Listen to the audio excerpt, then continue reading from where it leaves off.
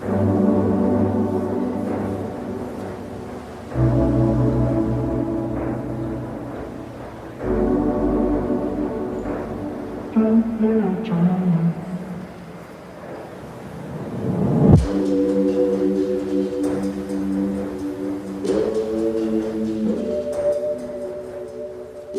leaving your 9 to 5 can be super liberating and fun and exciting, but at the same time, when you check that bank balance and it's slowly depreciating, it can be stressful.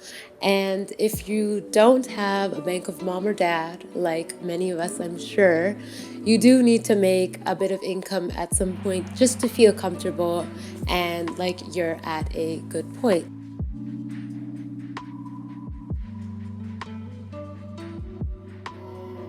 Now, to preface, obviously, taking a break is really important and you should give yourself the time you need, but at the same time, financial stress is just an add on to this experience. And if you're someone like me where that stress kind of overtakes that peace and excitement of leaving a 9 to 5, it can be helpful to find other sources of income. So, this week I wanted to talk about how I started freelancing and where to sort of start with that whole process. Now, I've freelanced in the past, especially back in university, where there would be a lot of jobs I could get that would pay me like $1 over minimum wage. And I did that for a while, but found it to be super draining. And I just did not know how to approach freelancing in the way that served me most. So that sort of prompted me to actually get a 9 to 5, ironically. Now that I have more experience and footing in the industry, I want to take a new approach to the way I do projects through working with clients that A, align with my values, and B, really appreciate and value creatives. And I'm trying to balance out long-term clients with short-term projects to sort of help me figure out how I can make this more sustainable. And I'm not an expert at this, but I wanted to share how I landed my most recent client, and maybe this can help you as well when you're starting your freelance journey.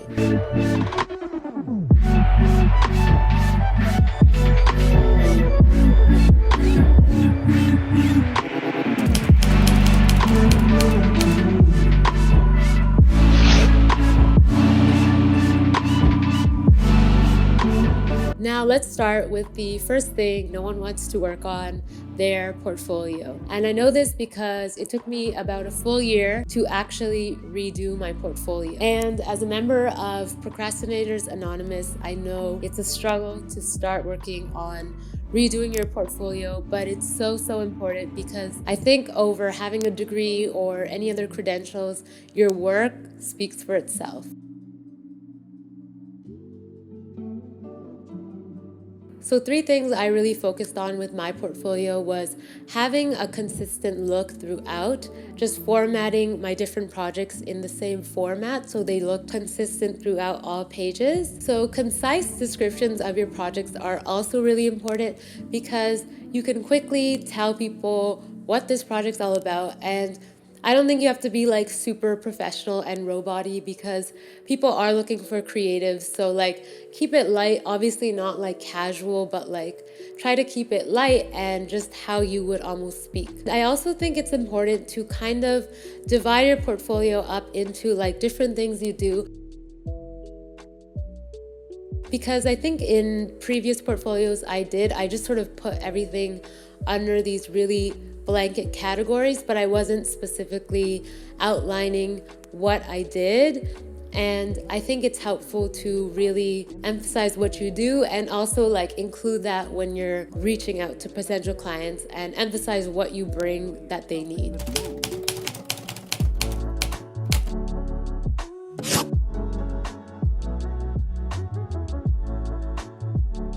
I also wanted to talk a little bit about outreach. I always have found it hard to find jobs through LinkedIn and Indeed and stuff like that because I've learned through TikTok, our favorite educational platform, there's actually like keyword searches that pick up certain words. So if that's not in your resume, then you might not be even looked at. For me, a lot of places that are good to look at are school job boards. I also feel like job boards at like universities and colleges are super underrated because they have a lot of good opportunities that you can leverage or like, work with the company to sort of meet you where you're at.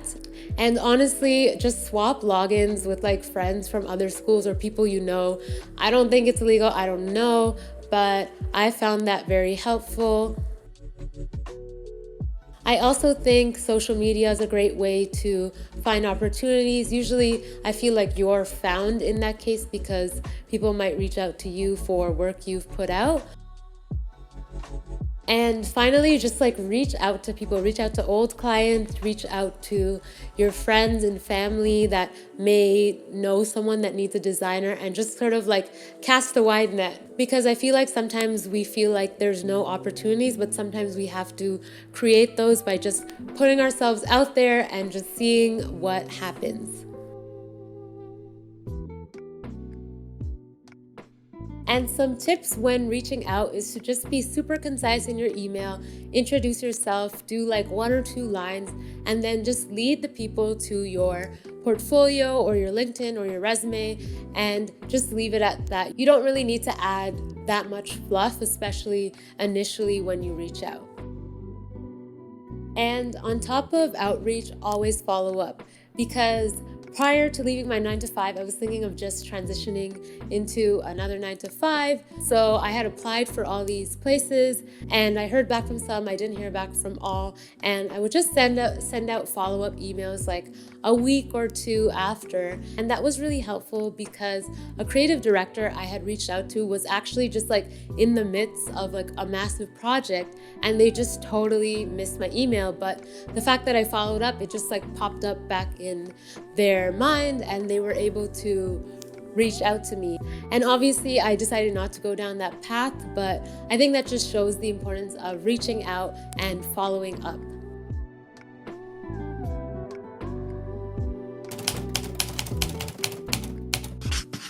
And now I'm going to be honest and give you a less tactical truth, which is good timing. Now I could say follow these 3 simple rules and you will make $1 million by 25.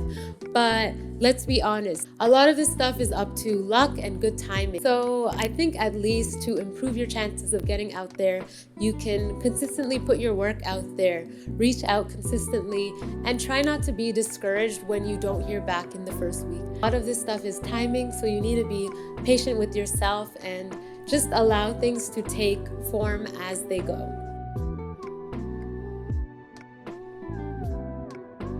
So I hope some of you found that helpful and potentially a starting point for your freelance journey and sort of documenting my journey, figuring out how to do all of this.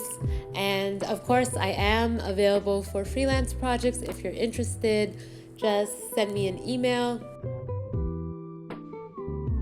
So that was more of a quick video this week, and I just wanted to share where I'm at, what I'm doing, and sort of try out different video styles. Let me know what you thought of this video, and I will see you next Sunday.